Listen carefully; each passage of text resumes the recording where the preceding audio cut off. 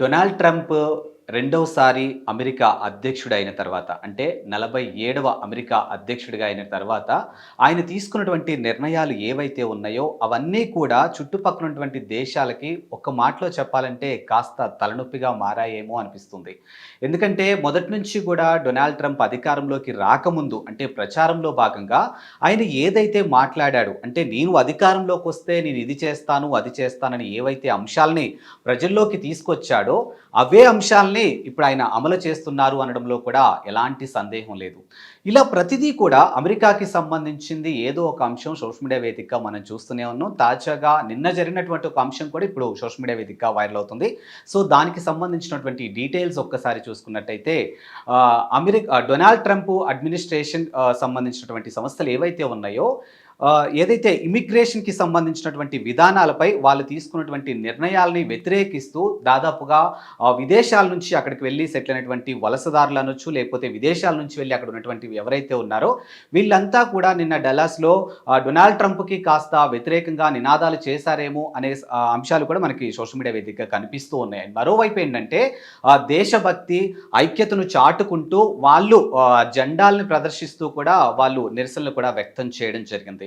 So దీనికి సంబంధించి ఆ అంశాలు మరొక్కసారి అంటే కాస్త క్లుప్తంగా చూసినట్టయితే అమెరికన్ విశ్వవిద్యాలయం ఏదైతే అంటే ప్రాముఖ్యం కలిగినటువంటి అమెరికన్ విశ్వవిద్యాలయం ఏదైతే ఉందో దాంట్లో చదువుతున్నటువంటి కొంతమంది విద్యార్థుల్ని ఉగ్రవాదులుగా పరిగణించి ఏదైతే ఈ డొనాల్డ్ ట్రంప్ అడ్మినిస్ట్రేషన్కి సంబంధించినటువంటి ఆ డిపార్ట్మెంట్ ఎవరైతే ఉన్నారో వాళ్ళందరినీ కూడా ఉగ్రవాదులుగా పరిగణించి వాళ్ళ ఇమిగ్రేషన్కి సంబంధించినటువంటి అంశాల్లో భాగంగా వాళ్ళని అన్యాయంగా నిర్బంధించారు. సో దయచేసి వాళ్ళందరినీ కూడా విడుదల చేయాలి, ఏదైతే వాళ్ళపైన ఆంక్షలు వీళ్ళు విధించారో వాటన్నిటినీ కూడా ఎత్తివేయాలి అనే కోణంలో కూడా ఇప్పుడు ఏదైతే విదేశాలకి సంబంధించినటువంటి వలసదారులు ఉన్నారో వీళ్ళంతా కూడా వాటికి సంబంధించినటువంటి నిరసనలు వ్యక్తం చేయడం జరిగింది. అండ్ మరోవైపు ఏంటంటే అమెరికాకి సంబంధించి వాణిజ్య రంగం చూసుకుంటే ఏదైతే ఎగుమతులు దిగుమతులకి సంబంధించినటువంటి సుంకాలు ఏవైతే ఉన్నాయో అవి ఏప్రిల్ 2కి ఆల్మోస్ట్ ఫైనల్ అయిపోతాయి అనే అంశాలు ఏదైతే కూడా మనం గతంలో మాట్లాడుకున్నాం.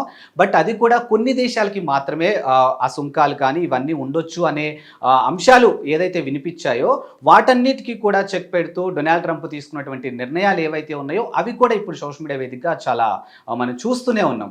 ఏంటంటే వాళ్ళు పర్టికులర్గా ఈ దేశానికి మధ్య ఇలా ఉండొచ్చు అంటే దేశాలని మార్పును బట్టి వీళ్ళకి సంబంధించినటువంటి ఎగుమతుల దిగుమతుల సుంకాలు కూడా మారే అవకాశాలు ఉన్నట్టుగా మనం చూసాం. బట్ ఇప్పుడు వాళ్ళు తీసుకున్న నిర్ణయం ఏంటంటే అల్టిమేట్గా అన్ని దేశాలు ఒకటే, అన్ని దేశాలకి ఒకే రకమైనటువంటి సుంకాలు ఎగుమతులు దిగుమతులు ఉండే అవకాశం ఉంది అన్నట్టుగా ఒక అంశం వినిపిస్తున్నట్టుగా తెలుస్తుంది. మరి దీనిపైన కూడా అంటే నెక్స్ట్ అసలు ఈ వాణిజ్య రంగానికి సంబంధించి ఇప్పుడు అమెరికాతో ఉన్నటువంటి ఆ రిలేషన్స్ ఆ చుట్టుపక్కల ఉన్నటువంటి దేశాలకి ఏ విధంగా ఉండబోతుంది అనేది కూడా ప్రశ్నలా కనిపిస్తుంది.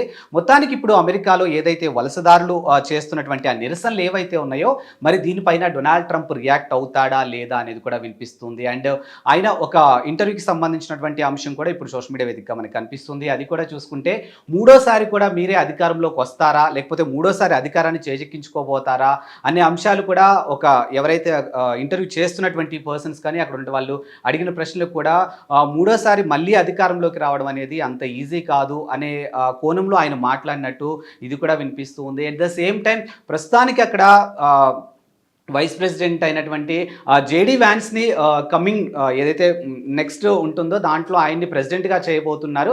బట్ ఆయన నామకే వాస్తే ప్రెసిడెంట్ మాత్రానికి, బట్ వెనకాల స్టోరీ మొత్తం మళ్ళీ డొనాల్డ్ ట్రంపే రన్ చేయబోతున్నారు అనేది కూడా వినిపించినటువంటి అంశాలు మనం చూస్తూనే ఉన్నాం. బట్ ఓవరాల్గా ఇప్పుడు పర్టికులర్గా మనకి హైలైట్గా కనిపిస్తున్నటువంటి అంశం ఏదైనా ఉంది అని అంటే స్టూడెంట్స్ని ఇమిగ్రేషన్కి సంబంధించినటువంటి ఆ విధానంలో ఏదైతే వాళ్ళు నిర్బంధించారో దానికి సంబంధించినటువంటి నిరసనలు అనేవి చాలా భారీ ఎత్తున జరుగుతున్నాయి. కాబట్టి దీని మీద డొనాల్డ్ ట్రంప్ రియాక్ట్ అవుతాడా లేదా, వీళ్ళు నిరసనలకి వాళ్ళు రెస్పాండ్ అవుతారా లేదా చూడాలి. Thank you.